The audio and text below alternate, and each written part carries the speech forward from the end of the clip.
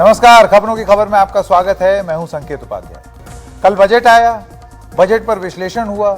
सरकार ने बोला वाह वाह बजट, विपक्ष ने बोला आह आह बजट। लेकिन असलियत कहां है? असलियत हमेशा इन दोनों के बीच में रहती है, वहीं कहीं सच छुपा रहता है।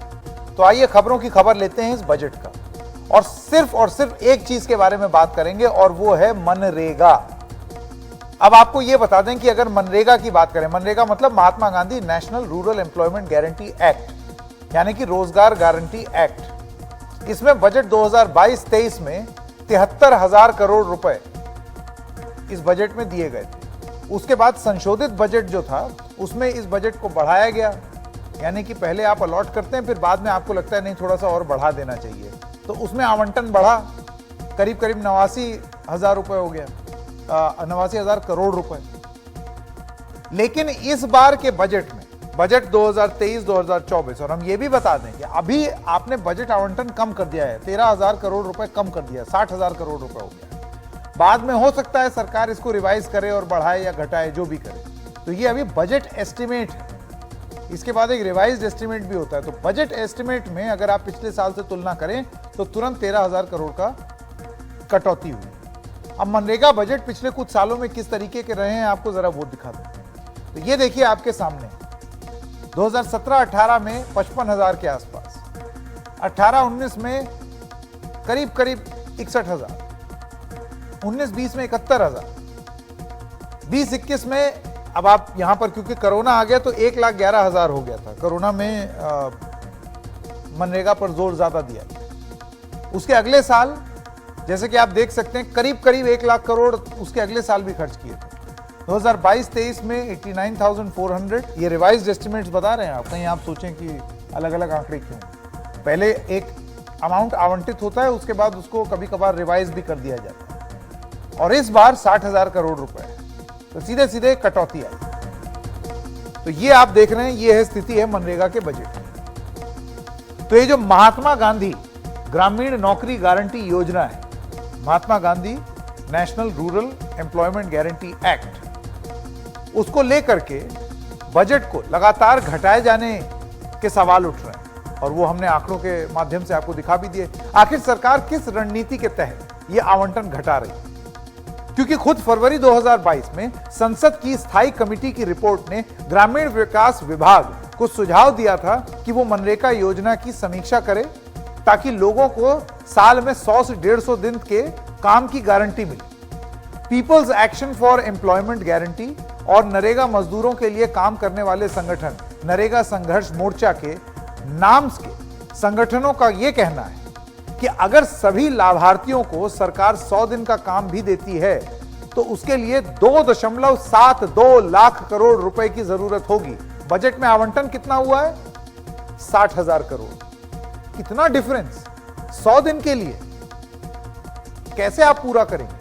उन्होंने बजट से पहले सरकार के इसी हिसाब से आवंटन की मांग की थी कि आप इस हिसाब से आवंटन कीजिए, लेकिन जो आवंटन हुआ है 60,000 करोड़ रुपए, यानी मांगे गए आवंटन का 1/4% भी नहीं, 1/4। इस पर सुनते हैं कि मजदूर किसान शक्ति संगठन के संस्थापक और सामाजिक कार्यकर्ता निखिल डे क्या कहते हैं। आइए पहले उनकी बात सुनें। संकेत जी, वैसे आज के तारीख में जो लोग काम पे हैं इस साल, उनको यदि 100 दिन का काम मिलता और हमें मालूम है कि उनकी डिमांड बहुत है, उनको काम मिले तब, तो कुल मिला के आज के वेज रेट जो मिनिमम वेज है अलग अलग राज्यों में, तो उस हिसाब से 2,72,000 करोड़ होना चाहिए। अब वो तो दूर दूर तक नहीं मिल रहा है, इतने सालों से नहीं मिल रहा है। तो हमने एक पूरा कैलकुलेशन किया कि अलग अलग कितने रुपए चाहिए 80 दिन के लिए, कितने रुपए चाहिए 60 दिन के लिए। लेकिन आप ये मान लो कि आज की तारीख में जो काम कर रहे हैं उनको 40 दिन ही, वो सबसे लोएस्ट होगा, 40 दिन एवरेज यदि आप काम दिलाना चाहते हो, तो आज की तारीख में आपको कितना पैसा चाहिए? तो निकलता है कि 1,24,000 करोड़ चाहिए, और मिला क्या है? 60,000 करोड़। 33% कट हुआ है बजट में, 90,000 करोड़ से 60,000 करोड़ दिया है। जब बेरोजगारी इतनी है, जब गांव में इतनी तकलीफ है, जब इसने ही कोविड से हमारे देश को बचाए, ये और खाद्य सुरक्षा दोनों की कटौती हुई, तो बहुत ही खतरनाक स्थिति है। इसीलिए बहुत ही जरूरी है कि ये नरेगा लोगों के लिए जीवन का एक मात्र रास्ता है। आज बेरोजगारी इतना हो रहा है, महिलाओं की बेरोजगारी बहुत बढ़ गई है, और ये एकमात्र रास्ता है जिसमें लोग जाते हैं, कम से कम अपना कुछ तो खड़े रहते हैं, बहुत और चीजों का इंतजार भी करते हैं। नरेगा से अमीर नहीं हो जाएंगे, लेकिन बच जाएंगे। अब बचने का स्थिति बहुत ही खराब हो जाएगा। रूरल मार्केट की स्थिति यहां बहुत खराब हो जाएगी, और स्पष्ट है कि सरकार केवल एक वर्ग, अमीर वर्ग का ही सोच रही है, और गरीब वर्ग से निकाल के, क्योंकि ये कानून है, आप कानून में कम नहीं कर सकते हो जिस ढंग से इन्होंने कम किया है। तो इसीलिए ये सरकार का जो ये कदम हुआ है, ये बहुत ही शर्मनाक है, कानून को खत्म करने लायक है, और कानून को बचाना है तो इसका बजट पूरा देना पड़ेगा। ये वही कानून है जिसने कोविड में जिसका बजट बढ़ा था और उससे लोगों को फायदा मिला। अब सवाल यह है कि कितने लोगों को मनरेगा के तहत काम मिल रहा है। दरअसल इकोनॉमिक सर्वे के मुताबिक 2022-23 में 6.49 करोड़ परिवारों ने मनरेगा के तहत काम मांगा। 6.48 करोड़ परिवारों को मनरेगा के तहत काम का प्रस्ताव दिया गया, जबकि जिन परिवारों ने वास्तव में मनरेगा के तहत काम किया वो 5.70 करोड़ हैं। मनरेगा स्कीम के तहत अभी 15.51 करोड़ लोगों के नाम दर्ज है। लेकिन सवाल है कि क्या सभी को काम मिल रहा है? लेकिन सरकार के इन आंकड़ों पर कई गैर सरकारी संगठन सवाल उठा रहे हैं। मनरेगा को लेकर कई मुद्दे भी हैं। केंद्र और कई राज्यों के बीच में मनरेगा के पैसे का पूरा और समय पर आवंटन ना करने को लेकर के तनातनी है, जैसे केंद्र की मोदी सरकार और बंगाल की ममता सरकार के बीच। नरेगा संघर्ष मोर्चा के मुताबिक केंद्र सरकार ने एक साल से पश्चिम बंगाल को मनरेगा के तहत 7,500 करोड़ रुपए की राशि नहीं दी है, रोकी हुई, यह कहते हुए कि राज्य सरकार ने केंद्र सरकार के निर्देशों पर अमल नहीं किया। 7,500 करोड़ में से 2,744 करोड़ रुपए कामगारों को मनरेगा की वेजेस, पगार के तौर पर दिए जाने। 26 दिसंबर 2021 से यह पैसा नहीं दिया गया है। जुलाई 2022 में ग्रामीण विकास मंत्रालय ने संसद को बताया कि मनरेगा के तहत 21 जुलाई तक 4,720 करोड़ रुपए बकाया है। केंद्र को यह पैसा 13 राज्यों और केंद्र शासित प्रदेशों को देना है। क्यों बैठी हुई है केंद्र इस पैसे पर? और उसके बाद आपने बजट भी गिरा दिया।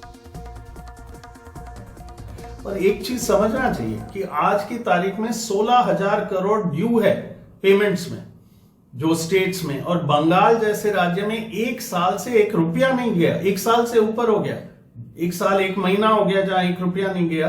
और वहां बंगाल में 1 करोड़ लोग हैं जो काम करते हैं। नरेगा का 10% बजट जाता है।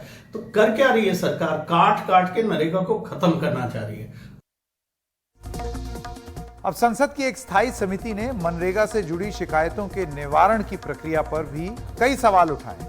मनरेगा कानून 2005 के तहत शिकायतों के निवारण के लिए एक मजबूत प्रक्रिया है, लेकिन स्थायी समिति की रिपोर्ट के मुताबिक ग्रामीण विकास विभाग कानून के तहत ओम्बड्समैन यानी कि लोकपालों की नियुक्ति करने में काफी हद तक नाकाम रहा। कमेटी के मुताबिक शिकायतों के निवारण के लिए 715 लोकपालों की नियुक्ति होनी चाहिए, लेकिन 260 के आसपास, करीब करीब 265 की ही नियुक्ति हो पाई।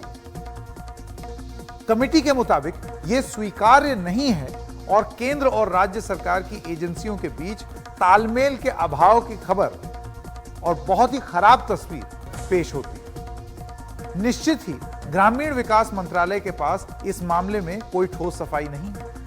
अब आइए देखते हैं जमीन पर मनरेगा योजना चल कैसी रही। हमारे सहयोगी सौरभ शुक्ला की दिल्ली, नोएडा और हापुड़ से यह रिपोर्ट देखिए। 55 साल के दयाराम मध्य प्रदेश के छतरपुर के रहने वाले हैं। गांव में मनरेगा के तहत काम मिलना बंद हो गया तो मजदूरी करने नोएडा आ गए। अब यहां भी मजदूरी कम मिलती है। इनका दिन भर का ठिकाना यही नोएडा की सड़क है, जहां वो बैठकर हमें मनरेगा का मजदूरी कार्ड दिखा रहे हैं। आपने मनरेगा में काम किया है? पहले किया था, 4-5 साल पहले मिलता था काम। तो अपने गांव में काम कर रहे थे? हाँ, कुछ दिन किया। तो यहाँ क्यों आए दिन फिर? का मिलता, अब नहीं मिलता काम तो कहाँ से क्या करें? वहाँ काम नहीं मिल रहा था? नहीं है काम, आई नहीं है वहाँ। वहाँ काम नहीं मिल रहा, तो आपने ग्राम पंचायत को बोलते थे कि आपको काम चाहिए? अरे तो बोला खूब, जब पूरे गांव को थोड़ी लगाएगा। 100 आदमी का कार्ड बने, 10 आदमी 20 आदमी का काम निकलेगा तो 10-20 को लगाएगा, 100 को थोड़ी लगा लेगा। तो आपको काम नहीं मिल पा रहा था? हाँ, काम नहीं मिल पा रहा है, भागाई बाहर।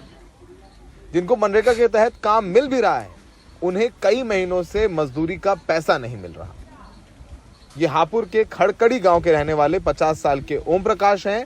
ओम प्रकाश ने 6 महीने पहले मनरेगा के तहत काम किया था, लेकिन 6 महीने बाद भी उनको अब तक भुगतान नहीं हुआ है, जबकि नियम के मुताबिक 15 दिन के अंदर पैसे मिल जाने चाहिए। काम नहीं मिल रहा जी। कितना टाइम हो गया? 6 महीने हो गए। अच्छा, तो फिर अब क्या कर रहे हैं आप लोग? बस कुछ ना कर रहे, गाड़ियाँ उठा ली, नहीं आप पहुँच कर रहे हैं अपना। पहले काम किया था मनरेगा के तहत? हाँ करा। पैसे वैसे मिल गया था या नहीं? पैसे नहीं मिले अभी। क्यों? क्योंकि आए ना, अभी दिए ना है। मनरेगा को लागू कराने की मुहिम से जुड़े लोगों में से एक निखिल डे का कहना है कि अभी सरकार को मजदूरों को 10,000 करोड़ का भुगतान करना है। ऐसी महंगाई में मनरेगा के बजट में हुई कटौती मजदूर वर्ग को झटका है। बंगाल जैसे राज्य में पूरे एक साल तक एक भी पैसा नहीं गया है नरेगा का। जिस साल में हम लोगों ने निकाला, एक पूरा प्रावधान किया कि यदि जो आज वेज रेट है और जो लोग आज काम पे हैं, उनको आप यदि कोशिश करोगे 100 दिन का पूरा देने के लिए, तो आपको 2,72,000 करोड़ चाहिए। और यदि आज ये 73,000 करोड़ का आपको 40 दिन रोजगार देना है, जो आज काम पे हैं उन लोगों को, उनका डिमांड 40 का ही हो, तो ही आपको 1,24,000 करोड़ चाहिए। तो 60,000 करोड़ तो आगे आधा पड़ा। एनडीटीवी ने वित्त सचिव से मनरेगा में बजट कटौती का कारण पूछा। पहला ये कि मनरेगा एक गवर्नमेंट स्कीम नहीं है, एक सेफ्टी नेट है। मतलब जिसको नॉर्मल मेथड्स में काम नहीं मिल रहा है, वो मनरेगा में आके काम कर सकता है। तो ये एक डिमांड बेस्ड स्कीम है। जो लेवल ऑफ डिमांड 2020 में था वो 21 में नहीं था, जो 21 में नहीं था वो 22 में नहीं है। और अब इकोनॉमी के ग्रोथ का रफ्तार बढ़ रहा है। एक दूसरा, alternative schemes in rural areas जैसे आवास योजना, जल जीवन मिशन, ये भी एम्प्लॉयमेंट जनरेटिंग स्कीम्स है। ये सब डिसेंट्रलाइज्ड कैपिटल एक्सपेंडिचर स्कीम्स हैं, जहां अनस्किल्ड लेबर लोकली यूज होता है। तो इन स्कीम्स के बजट प्रोविजंस बहुत बड़े मात्रा में बढ़ा दिया है हमने। तो इस वजह से भी डिमांड का रिडक्शन होने का संभावना है। कांग्रेस मनरेगा में बजट कटौती को लेकर सरकार पर हमलावर है। राजस्थान सरकार का दावा है कि राजस्थान सरकार अपने बजट से मनरेगा में मिलने वाले काम के अलावा 25 दिन का पैसा अपने पास से दे रही है। मुख्यमंत्री जी ने एक 750 करोड़ की एक बजट में घोषणा की कि जो व्यक्ति 100 दिन के कार्य पूरा करेगा उसके अतिरिक्त 25 दिन का कार्य राज्य को से मतलब स्टेट गवर्नमेंट वहन करेगी और 25 दिन का काम वो करेगा। मनरेगा ने कोविड के दौरान ग्रामीण क्षेत्रों में मजदूरों का चूल्हा जलाए रखा था। आप अपने घरों से निकलेंगे, आपको चौराहों पर ऐसे मजदूर बैठे मिल जाएंगे सड़क के किनारे। ये लोग यहाँ पर इसलिए मजदूरी करने आए हैं शहरों में क्योंकि इनके पास गांव में काम नहीं मिल पा रहा मनरेगा के तहत, जिसके तहत इनको काम मिलता है। ये नाम लिखवा के आए हैं, फिर भी इनकी बारी नहीं आ रही। समझ लीजिए कि जो रूरल अनएम्प्लॉयमेंट है, जो ग्रामीणों में बेरोजगारी कितनी ज़्यादा है। फिलहाल सरकार ने मनरेगा का बजट कम किया है, लेकिन सरकार ये भी कह रही है अगर राज्यों से डिमांड बढ़ी तो पैसा और बढ़ा दिया जाएगा। ऐसा पिछले सालों में किया गया है। तो उम्मीद है इन लोगों को कि गांव में काम मिले तो शहरों में आकर इनको इस तरीके से सड़कों पर नहीं बैठना पड़े। बिहार में अपने सहयोगी मनीष, नोएडा में अरविंद उत्तम और कनन पात्रा के साथ सौरभ शुक्ला, एनडीटीवी इंडिया। राजेंद्रन नारायणन जी असिस्टेंट प्रोफेसर हैं असीम प्रेमजी यूनिवर्सिटी के, अब हमारे साथ जुड़ गए हैं। राजेंद्रन जी, मैं आपसे ये जानना चाहता हूं कि इसका निवारण क्या है। बजट बढ़ाने की एक बात है, आपने फाइनेंस सेक्रेटरी की बात सुनी, ये जो अभी हमने प्रस्तुति दी उसमें उनका ये कहना था कि ये डिमांड बेस्ड है, अगर डिमांड ज्यादा बढ़ेगी तो हम आवंटन भी बढ़ा देंगे। तो बहुत बहुत शुक्रिया संकेत जी। मैं बिल्कुल असहमत हूं जो फाइनेंस सेक्रेटरी की जो बात है उनसे। अनुरोध करता हूं कि वो 2-3 दिन जाके कोई ग्रामीण क्षेत्र में लोगों से मिले पहले तो। अब बात आती है कि डिमांड की। अब ये एक ऐसा हो गया है, इसमें ऐसे मजदूर जो हैं इस ऐसे चंगुल में, ऐसे चक्र में फंस गए हैं। पहली बात तो आवंटन इसका इतना कम होते जा रहा है हर साल। अब हर साल जब आवंटन कम होते जा रहा है, एक और चीज जो हमने काफी डेटा के हिसाब से देखा है वो ये कि लंबित भुगतान की एक बड़ी समस्या है। और लंबित भुगतान की समस्या इनफैक्ट हमने लिखा भी था इस पे, हमने सुप्रीम कोर्ट पे भी इसका एविडेंस वगैरह प्रेजेंट किया था। उसके बाद मिनिस्ट्री ऑफ फाइनेंस ने खुद अपना एक मेमोरेंडम जारी किया था जिसमें मिनिस्ट्री ऑफ फाइनेंस ने खुद बताया कि जो लंबित भुगतान की जो समस्या है, यानी कि डिले पेमेंट्स की, उसका सीधा कोरिलेशन है कि जब आवंटन उसका कम है। तो ये मिनिस्ट्री ऑफ फाइनेंस की खुद की बात है। अब दूसरी बात ये है कि जब आवंटन कम रहता है तो ग्रामीण क्षेत्र में जो ऑफिशियल्स जो करते हैं वो ये कि वो काम जनरेट ही नहीं करते, क्योंकि उनके पास पैसा नहीं है देने के लिए। अब जाहिर है कि जब मजदूरों के पास मजदूर का इंटरफेस वही है ग्रामीण क्षेत्र में जो ऑफिशियल्स हैं, जब मजदूर उनके पास जाते हैं तो काम, क्योंकि पैसा कम है, क्योंकि मनरेगा में आवंटन कम है, इससे काम जनरेट ही नहीं करते। इसकी वजह से लोगों का डिमांड जो है, जब लोग डिमांड करते हैं लेकिन उनको रसीद नहीं दिया जाता, तो एक छवि ये जाती है कि काम ही नहीं है। तो उनको जब रसीद ही नहीं दिया जाएगा, उसको कंप्यूटर पे दर्ज ही नहीं करेंगे। अब जब कंप्यूटर पे दर्ज ही नहीं होगा तो जाहिर है, अगर आप आंकड़े देखेंगे, सेकेंडरी आंकड़े देखेंगे MIS पे, जो कंप्यूटर का जो नरेगा का जो कंप्यूटर पे जो डेटा आता है, उस पे आपको देखेंगे अच्छा कम लोगों ने काम मांगा है, लेकिन वास्तव में यह है कि उसको कंप्यूटर में चढ़ाया नहीं। और ये कई सारी जगह पे ये भी हमने देखा है। हमने एक सर्वे किया था कि कोविड के दौरान कितने लोगों ने काम मांगा और नहीं मिला। हमने देखा कि 39% लोग, हमने 4 राज्यों में ये सर्वे किया था, 4 राज्यों के सर्वे के मुताबिक ये निकला कि 39% लोगों ने काम मांगा था लेकिन उनको एक भी दिन का काम नहीं मिला था। और अगर उनसे हमने ये भी पूछा कि अगर आपको काम चाहिए तो कितने दिन का, उन्होंने कहा कि 77 दिन का कम से कम हम काम चाहते थे, लेकिन एक भी दिन का काम नहीं मिला। तो ये एक विशेष साइकिल है। पहली बात आप बता रहे हैं, ये सरकार से ये सवाल जरूर पूछा जाएगा और हम पूछेंगे भी कि आप कहते हैं कि काम की डिमांड कम है, लेकिन कहीं ऐसा तो नहीं है कि एक आर्टिफिशियली एक चक्र की तरह, ये एक चक्रव्यूह में फंस के रह जाएंगे लोग कि फिर वो जब आएंगे नहीं तो आप बोलेंगे कि देखो काम नहीं है। बहुत बहुत धन्यवाद राजेंद्र जी हमारे साथ जुड़ने के लिए। देखिए, एक बड़ी बात यही है, एक बड़ी बात सीधी सीधी यही है कि अगर आप, जैसे आपको पुराने जमाने में याद हो, कुछ राज्यों से ये खबर आती थी कि राज्य कहते थे कि जुर्म हमारे राज्य में बड़ा कम है, और वो क्यों बताते थे कि देखिए पुलिस में शिकायतें ही नहीं है।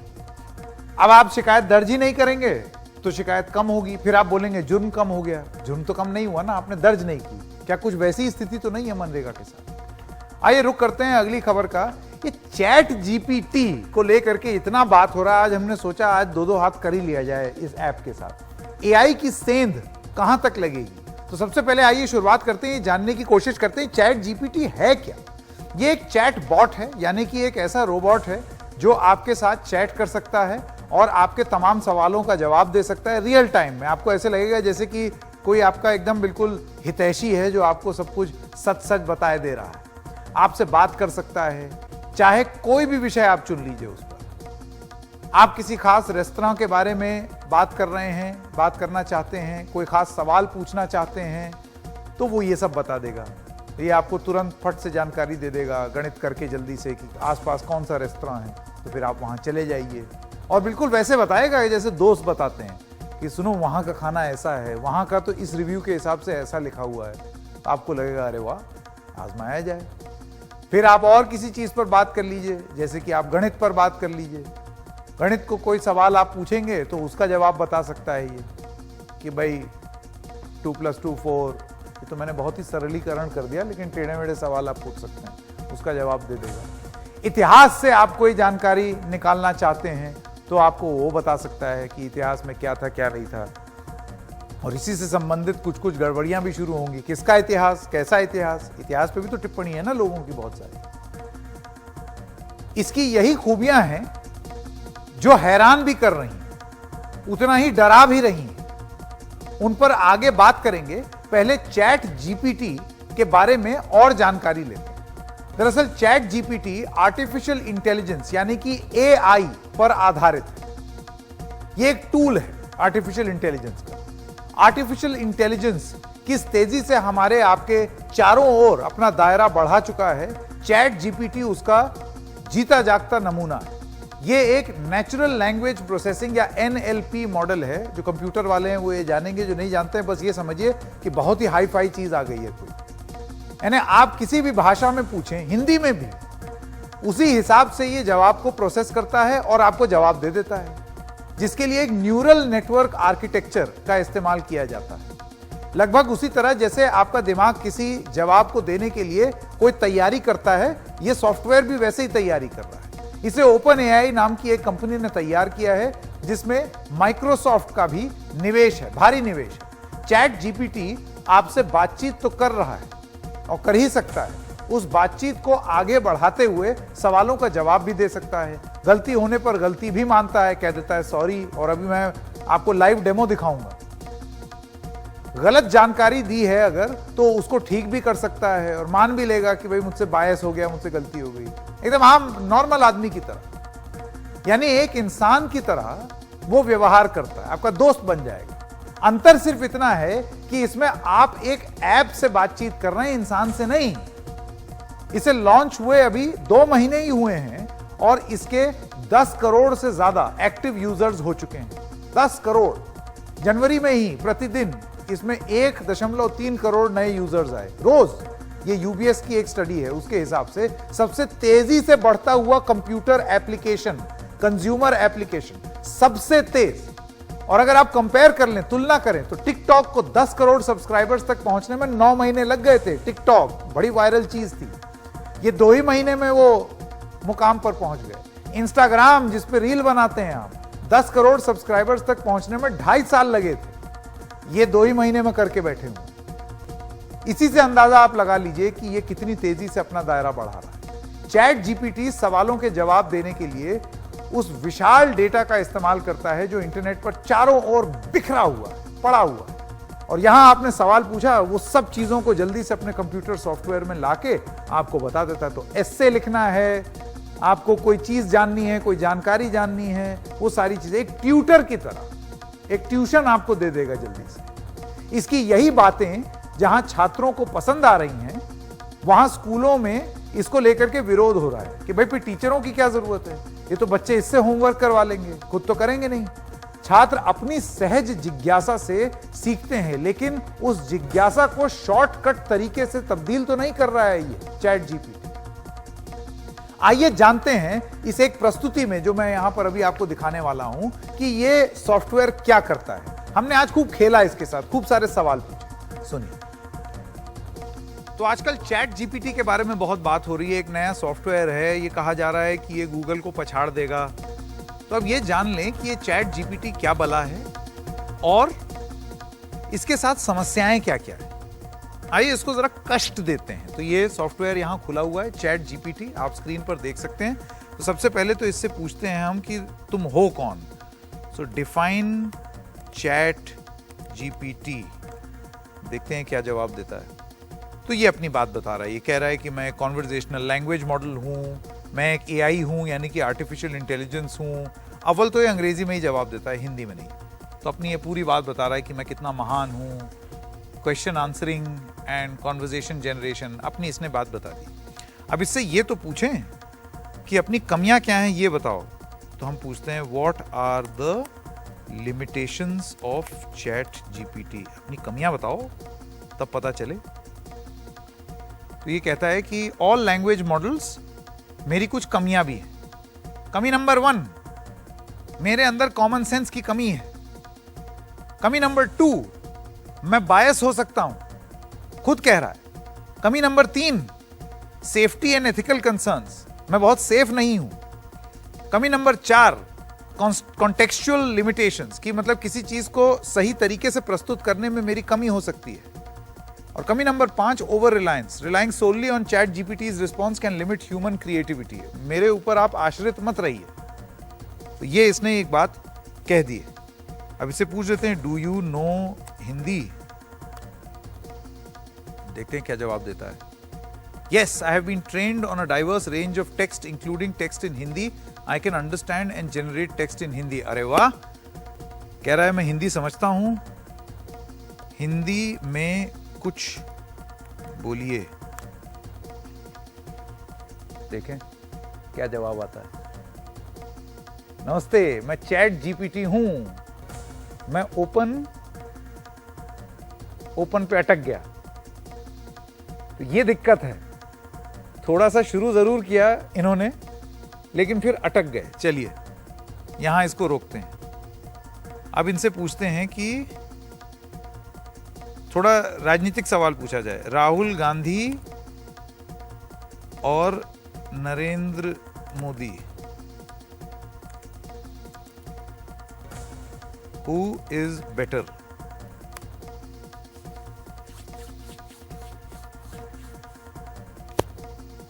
डिप्लोमेटिक खेल गया ये, कहता है मेरा पर्सनल ओपिनियन कुछ नहीं है। पॉलिटिकल लीडर्स जो हैं वो, उनके ऊपर मेरा पर्सनल ओपिनियन कुछ नहीं है। चलिए, राहुल गांधी पर एक कविता सुनाइए। अब ये देखते हैं क्या बोलता है, क्योंकि ये कहता है ना इसको हिंदी आती है। तो जरा देखें, फिर लटक गया ये। तो कविता सुनाने में इसको बड़ा जोर आता है। चलिए इंग्लिश में बोलते हैं, पोम ऑन राहुल गांधी। क्योंकि आपको अगर याद हो तो ये सॉफ्टवेयर ही अटक गया, अभी कुछ जवाब नहीं दे रहा। और इसके जो मेकर्स हैं उनका भी ये कहना है कि हाँ, आनी शुरू हो गई कविता। राहुल गांधी वो नेता हैं जो हमें उम्मीद देते हैं। कविता लिखना शुरू कर दिया है। हमारे भविष्य की उनकी उम्मीद है। नेताजी के साथ हमारा भविष्य होगा सुखी। ये तो कुछ थोड़ी अजीब सी कविता हो गई है। उन्होंने हमें शिक्षा दी है, हमारे अपने हितों के बारे में हमें स्वतंत्रता की महिमा समझाई है। अब ये कोई कांग्रेसी होगा, उसको कितना अच्छा लग रहा होगा ना। आज की डेट में उसको एकदम प्रेम हो जाएगा चैट जीपीटी से। कितनी अच्छी बात कर रहा है राहुल गांधी की। तो ये कविता चल रही है लगातार, लंबी चौड़ी कविता लिख दी। लास्ट में लिखा, और हमेशा हमें सफलता प्राप्त करने के लिए हमारे देश में के उज्जवल भविष्य के लिए वो हैं। अब आइए इससे बोलते हैं कि नरेंद्र मोदी पर कविता लिखिए। ये हमने सवाल पूछा। अब देखें मोदी जी पर क्या कविता लिखेगा। जब हमने अंग्रेजी में ट्राई किया तो इसने एक कविता जो राहुल गांधी के लिए लिखी थी, उसमें राहुल गांधी का नाम हटा करके नरेंद्र मोदी लिख दिया। हिंदी में थोड़ा सा टाइम लेता है ये चैट जीपीटी। तो बहुत सारे लोग जो आलसी हैं और वो चाहते हैं कि अपने नेताओं को प्रभावित कर दें, तो चैट जीपीटी आपके लिए कविता भी लिख देगा। राहुल गांधी की तो थोड़ा समय लगा करके लिखा, नरेंद्र मोदी पे थोड़ा मेहनत कर रहा है, कसरत कर रहा है कि क्या लिखूं। जैसे मैंने आपको बताया, ये आना शुरू। नरेंद्र मोदी वो नेता हैं जो देश को नेतृत्व देते हैं। मेरे ख्याल से ये बिल्कुल वही कविता है जो राहुल गांधी के लिए लिखी थी और उसमें नाम बदल दिया।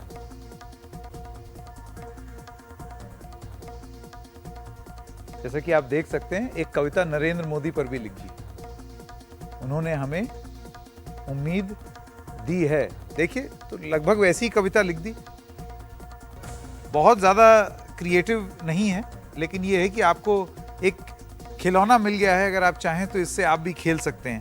अब आइए इससे एक आधा सवाल और पूछा जाए, थोड़ा सा और ऊपर जाते हैं। इससे यूनियन बजट के बारे में पूछते हैं। कुछ तो बता दे बजट के बारे में। ऊपर से चला जाता है ये सब्जेक्ट।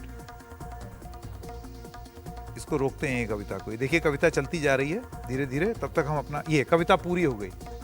और हमेशा हमें आगे बढ़ने के लिए, हमारे देश के उज्जवल भविष्य के लिए। तो आपने देखा अंग्रेजी में भी और हिंदी में भी इसने वही कविता उठाई और उसमें बस नाम बदल दिया।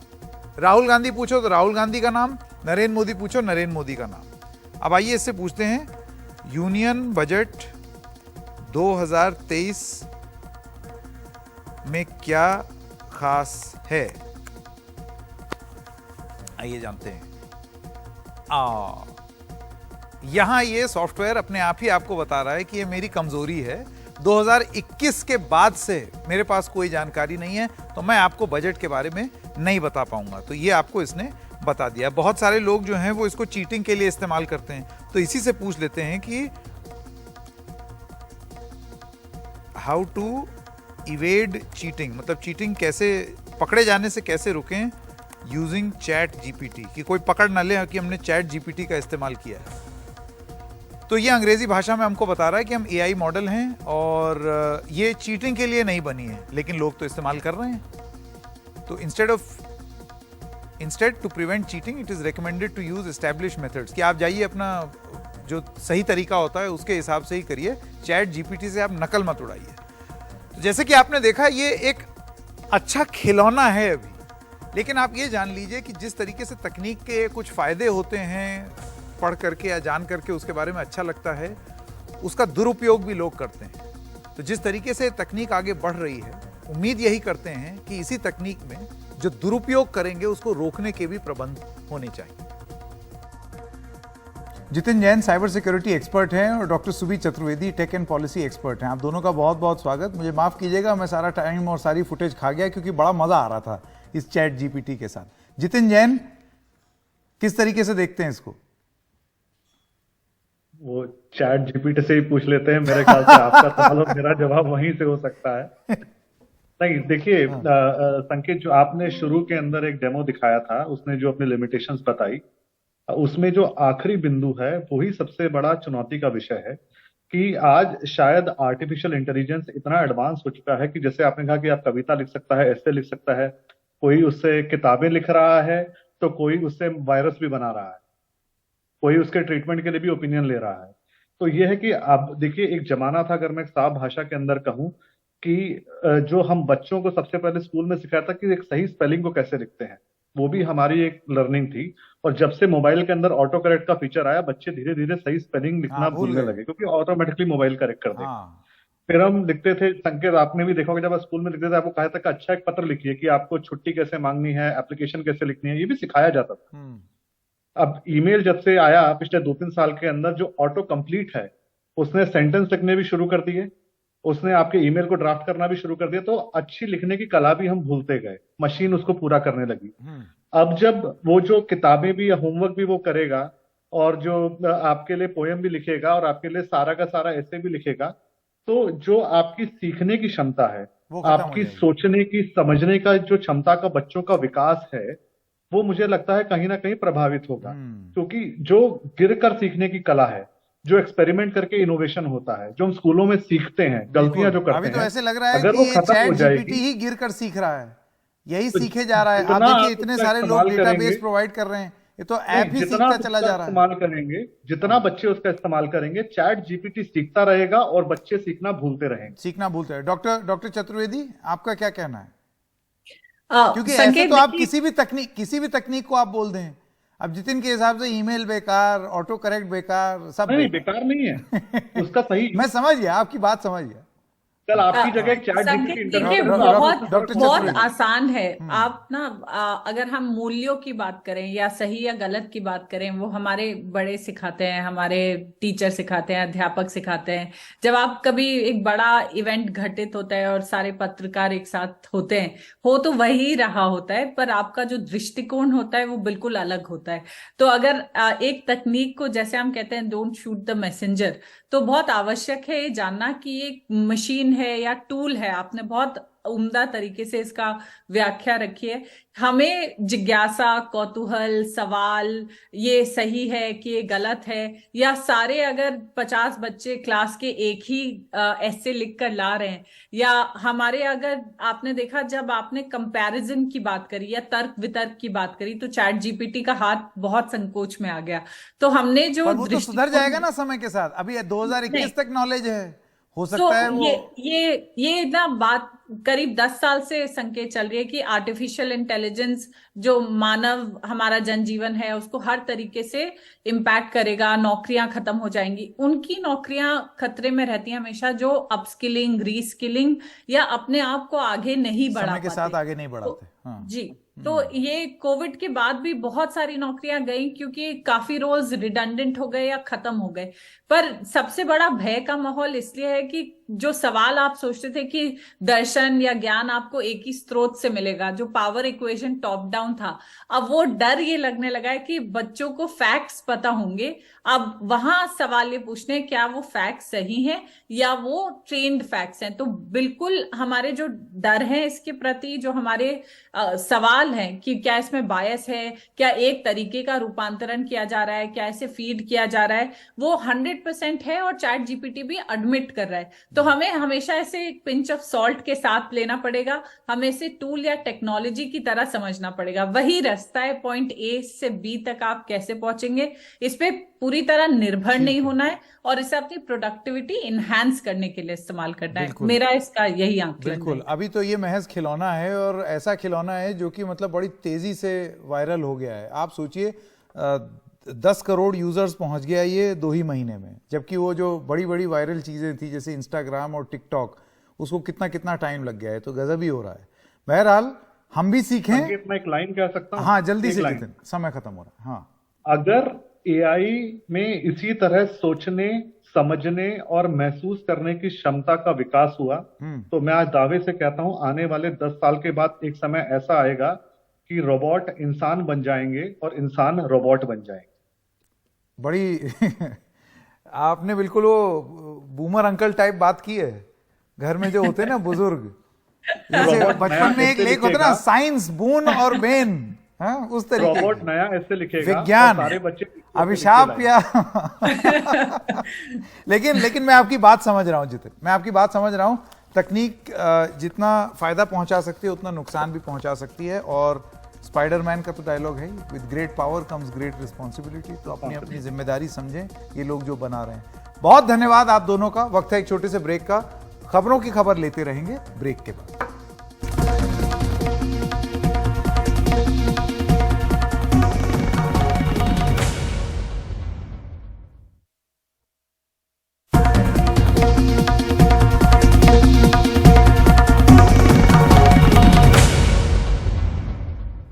ब्रेक के बाद आपका स्वागत है। सरकार गरीबों के लिए मुफ्त राशन का खूब ढिंडोरा पीटती है, लेकिन मध्य प्रदेश में पहले धान और अब गेहूं में रेत मिलाने का वीडियो सामने आया है।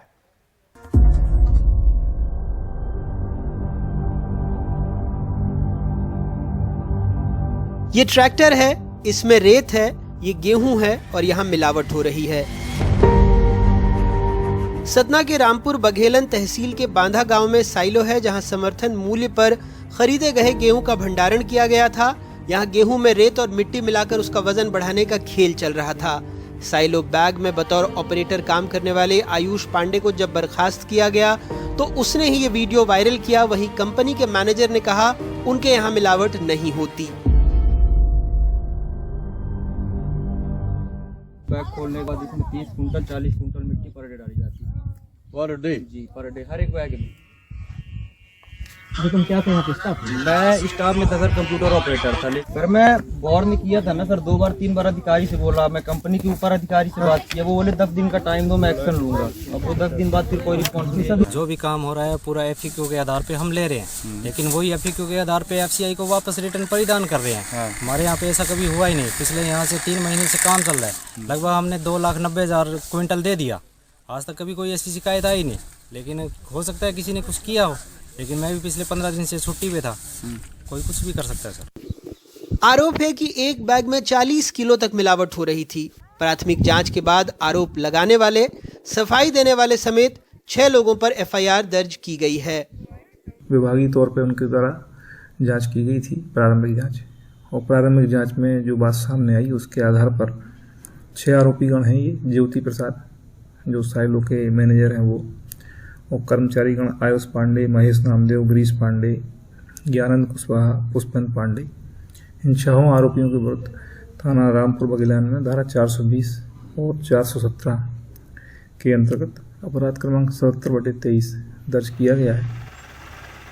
जनवरी में सतना जिले में ही धान की बोरियों में बड़े बड़े पत्थरों की तस्वीर सामने आई थी। बताया गया कि 15,000 से ज्यादा बोरियों में रखा 6,200 क्विंटल से ज्यादा धान अमानक था, जिसमें भर भर कर मिट्टी, बालू, पत्थर रखा गया था।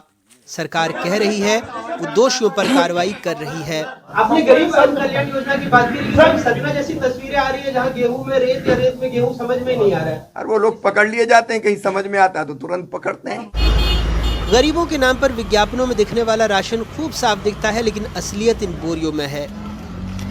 वैसे दुकानदार और गरीब ग्राहक दोनों की मजबूरी है इसे साफ बताना। कुछ साफ साफ सच भी बोल देते हैं। अच्छा ही मिल रहा है सर, अच्छा ही मिल रहा है, साफ सुथरा मिल रहा है और राशन कार्ड तो अच्छा ही मिल रहा है। झूठ क्यों बोलेंगे, खाने का मिल रहा है तो वही खा रहे, क्या कर सकते हैं, क्या खाएंगे, नहीं मिलेगा तो यही मिल रहा है, अच्छा ही मिल रहा है। सप्लाई एकदम अच्छी आ रही, गेहूं भी साफ है, चावल भी साफ है, कोई मिलावट नहीं है, अच्छा खाद्यान्न आ रहा है। खराब तो आ रहा है गल्ला, उसमें क्या खराबी है? और उसमें पूरा घुना हुआ गेहूं दिए, उसमें पूरे घुना आएगा, पूरे कीड़े रेंग रहा है उसमें गेहूं में।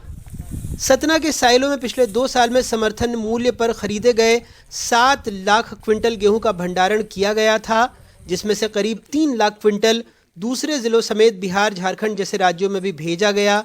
लेकिन आखिर गरीबों के निवाले की क्वालिटी देखने की फुर्सत है तो किसे।